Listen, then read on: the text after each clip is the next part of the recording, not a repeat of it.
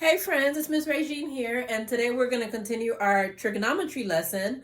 We'll start with identifying which quadrant our different degrees or angles lay in. So the first one is 7 pi over 6. So you do need to make yourself very familiar with this unit circle. So I don't even bother drawing the circle, but it'll look something like this. What I do know is whenever you have a denominator of 6, so if you saw my previous video of how to convert from radian to degree, I do know that things with a denominator of 6 are 30-degree increments. So for example, if I have pi over 6, that's 30 degrees. So I know 7 pi over 6 would be 7 30-degree increment. But I usually just do something like this. So this is maybe a little smaller next time, but this is 1 pi over 6. This is 2 pi over 6. This is 3 pi over 6. And if you recall from my other video, 3 pi over 6 is pi halves, and that's 90 degrees, and that makes sense. So we've gone full 90 degree. 3 pi over 6, 4 pi over 6, 5 pi over 6, 6 pi over 6, which if we simplify that, that's just pi. And again, if you recall, we talked about where does that relationship of 180 degrees and pi come from? Well, that's based on this unit circle, that 180 degrees is equal to 1 pi. So now we have 6 pi over 6, and we have 7 pi over 6. Now, this is where our angle is. So it is more than 180 degrees. It is 210 degrees. You've added another 30 degrees to it. So from 180, you're going to add 30 more, so it's 210 degrees. So 7 pi over 6 is 210 degrees. They were just asking us which quadrant it's in, so it would be in the third quadrant. Let me see if I can get a better color. Okay, for our next one, let's try 3 pi over 4.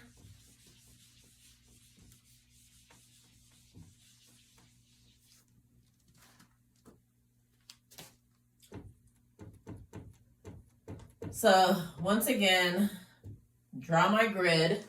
So again, for my last video, I just know that pi over 4, that's 45 degrees. That's 45 degree increment. So I do have that memorized. I do try to have some basic facts to have memorized. And 45 degrees is half of each quadrant. So this is 1 pi over 4. This is 2 pi over 4. Again, if we simplify that, that's pi halves, which is 90 degrees. And right here is what we're looking for, 3 pi over 4. 3 pi over 4 is 135 degrees. Remember from our previous video, I did that one, and it was 135 degrees when we simplified. I believe I did that one. But they were asking us for the quadrant, so this is in the second quadrant. Okay, here's another one. Okay, this one's interesting. Negative 2 pi over 3.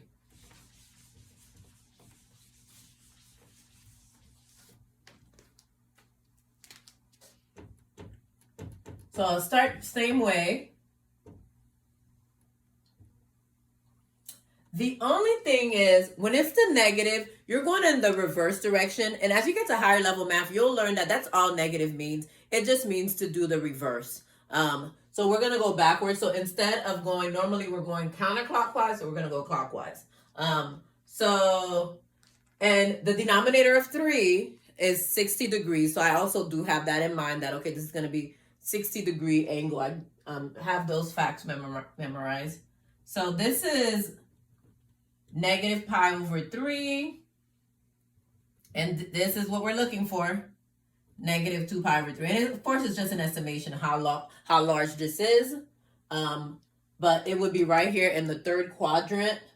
That's the same thing as having negative 120 degrees written in degree form. Okay, let's keep going. So this one, and it's much easier. I think it's much easier when they give it to us in degrees. So this one is negative 210 degrees.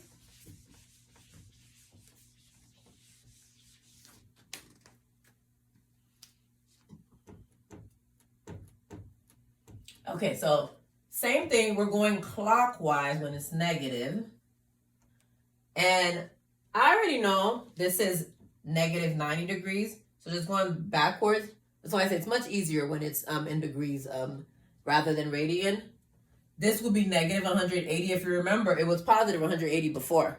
So not a big difference. And then negative 210 would be about right here.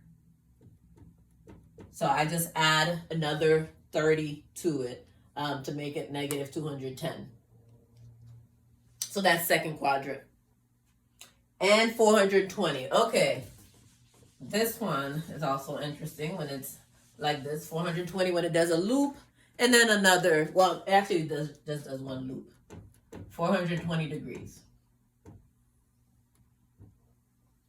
So we're going back to counterclockwise.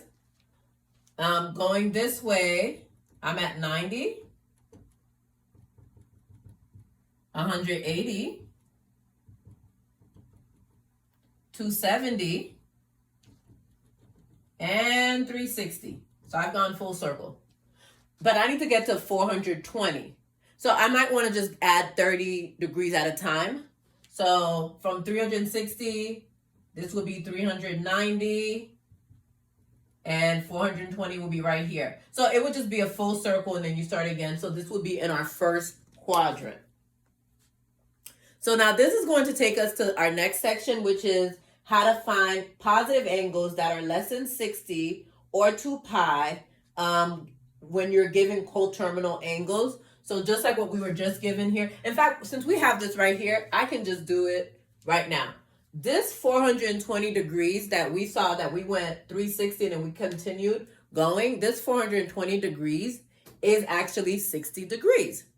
Because after I started again at 360, I just went 60 more. An easy way to do it, like the easiest way, is just subtract the 360.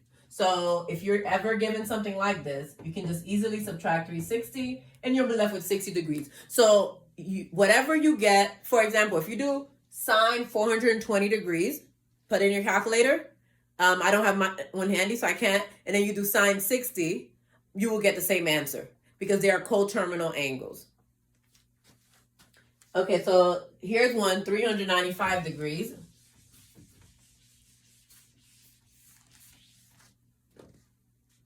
So let's just see how that looks like. So remember we said this starts at 0, then we're at 90, 180, 270, and now we're at 360. Now we're looking for 395. I like to go in increments of 30, but 395 is just 35 more. So this would be 395. So if we've done our full circle, and then we keep going a little bit more. So, and like I said, you could just subtract 360 from it, and it's a 35-degree angle in our first quadrant. Okay, negative 150. And remember, the directions for this is that they want the positive version of it. So we're at negative 150. So we do not want negative when we want our final answer. And when you start graphing sine and cosine and tangent graph, you'll see why, like, we don't really want the negatives. But so we're at 0, but we're going clockwise now. So that's going to be negative 90. If I got to here, that's negative 180, but I need to stop at negative 150. So it's in the second quadrant. It's in the third quadrant between these. So what I'm going to do is negative 90. If I added 30 more, that's going to be negative 120. And it's right here, negative 150. But like we said, they want the positive version. And I do know this is 180. This is 210. So it'll just be 210. But I do believe you can use your calculator. So let's try that. If we just do negative 150 plus 360, yep, you get 210. So if you just want a simple basic math rule to remember, you can just say, well, I know I need to add 360 degrees. We'll do one last one, 19 pi over 6, because this one is in radian.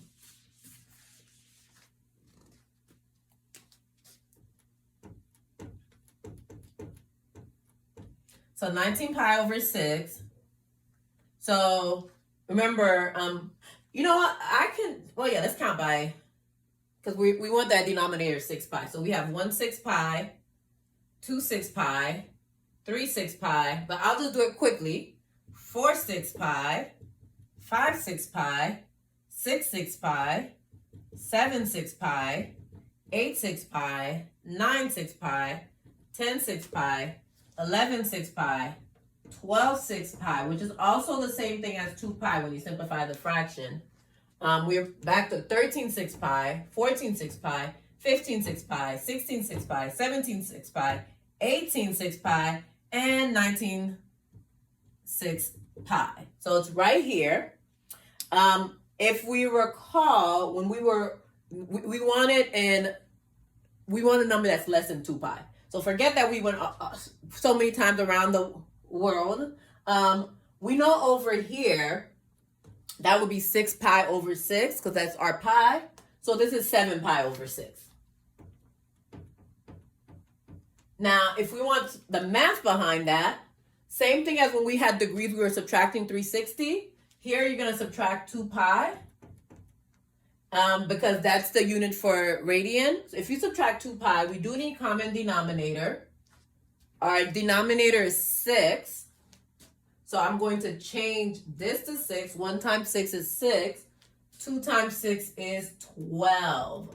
So we have 12 pi over 6. 19 minus 12 pi over 6 equals 7 pi over 6. So that's the way you can do it using just math behind that. I hope this was helpful. Remember to like and subscribe, and I'll see you next time. Bye.